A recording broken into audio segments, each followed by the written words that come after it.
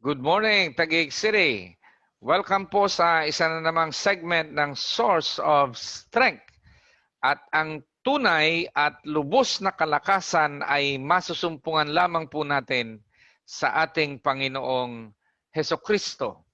Ipagpapatuloy po natin ang pagtalakay doon sa itinurong panalangin sa atin ng Panginoon.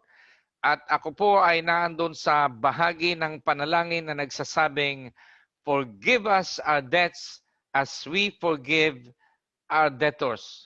Patawarin mo ako sa aking mga kasalanan katulad ng pagpapatawad ko sa nagkasala sa akin. Sa punto pong ito ay nais nating sagutin yung katanungan, paano ba magpatawad? Yes, meron pong paraan kung paano magpatawad. Ihiramin ko po yung lecture series na ginawa ni Bruce Wilkinson na entitled 70 times 7. Bahagi po ito nung kanyang itinuro kung paano ba magpatawad. So, bahagi lang po ito nung kanyang lecture series. Dito po tayo sa steps to follow to forgive other people. Ito po ay very methodical at magandang subukan po natin para yung pagpapatawad ay kumpleto, no? So, steps to follow to forgive other people. May preparasyon po tayong dapat na gawin kung paano po tayo magpapatawad. So, preparation number 1, decide that you are going to forgive the people. Katulad po nung sinabi ko nung nakaraan, ang pagpapatawad ay isang pagpapasya. Hindi po ito nakabase sa emosyon na magpapatawad ka lang kapag nawala na yung hapdi o sakit na nararamdaman mo laban sa taong yon. Hindi po. Magpapatawad ka dahil nagpapasya ka na magpatawad. Anyone can choose and decide to forgive. Kaya nasa inyo po yun. And it is advantageous sa atin na tayo po ay magpasya na magpatawad. Preparation number 2, name the people you want to forgive. Maganda po na tayo ay very specific. Wag yung general lang na sasabihin natin, lahat ng taong nagkasala sa akin, pinapatawad ko na. Hindi po. Be very specific, no? So, sino-sino yung mga taong yon? Run down through this possible list, no? Name the people who have hurt you, wounded you the most, using only initials kung yun ay confidential, pero kung personal record lang naman po ito, pangalanan nyo na talaga. So, sino-sino po yon?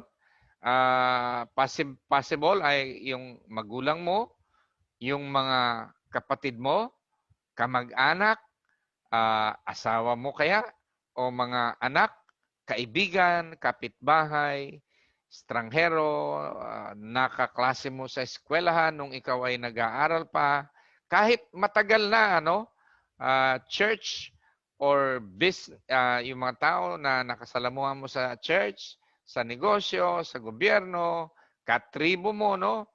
Kahit po yung namatay na. Pastor, patay na yun eh. Yes, patay na pero sa puso mo, buhay na buhay pa. So, kahit po patay na, patawarin po natin. Preparation number 3, list the specific trespasses and wounds. So, pick 2 or 3 people and list everything hurtful that the person did.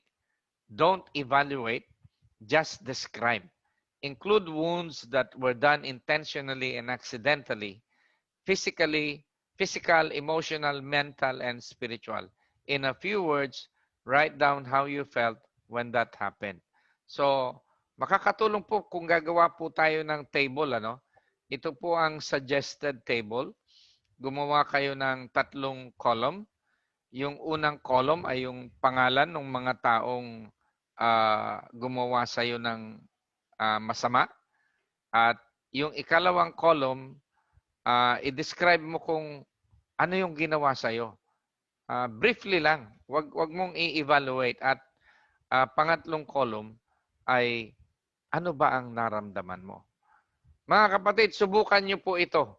At ito po ay makakatulong sa inyo kung paano magpatawad. Next time around ay tatalakayin ko po sa inyo ang proseso ng pagpapatawad. Tayo po ay manalangin. Salamat po Diyos sa katotohanan kami ay pinatawad mo at salamat sa paraan kung paano po magpapatawad methodically. Dalangin ko na ang nakakarinig at nakakapanood ng segment na ito ay hindi lang ito panoorin in passing kundi i-apply ang kanyang narinig at matutunan niyang magpatawad ng tama. Kung magkagayon ay bubuksan mo ang pintuan ng langit at ibubuhos mo ang pagpapala sa kanya, kapayapaan na hindi malirip, kagalingan ng katawan, Panginoon, at ang iyong presensya.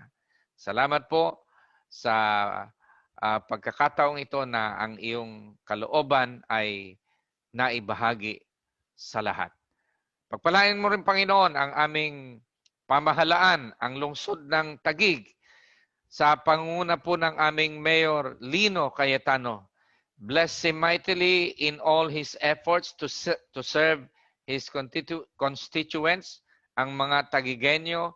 Yung mga proyekto niya ay magtagumpay, Panginoon.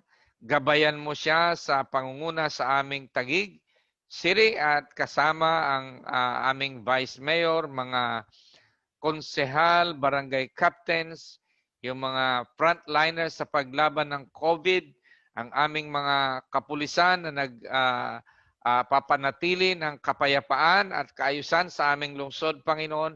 Pagpalain mo ang lungsod ng Taguig, Panginoon. At lahat ng nakatira sa Taguig ay maranasan nila ang pag-unlad sa larangang spiritual, physical, material, Panginoon. Dahil sa Taguig City, ang pangalan mo ang itinataas namin. Lord, pinagpapala din namin ang aming mga national leaders, si Speaker Alan Peter Cayetano, na nag-celebrate ng kanyang birthday, 50th birthday. Add more years to his life, fruitful years in service. O God, give him health and healing. Maging ang kanyang may bahay, si Congresswoman Lani Cayetano, ang aming Senador Pia Cayetano din, O Lord. Kasama na rin po ang aming presidente, si President Duterte, O God. At ang lahat ng aming mga national leaders ay gamitin mo para ang aming bansa ay lubos na papagpala, magtagumpay sa paglaban sa pandemya, at magpatuloy ang kaunlaran ng aming bansa sapagkat sa bansang Pilipinas, ikaw ang Panginoon at ikaw ang Hari. Sa pangalan ni Jesus. Amen at Amen. Taguig City, tayo po ay pinagpala ng Diyos. Amen.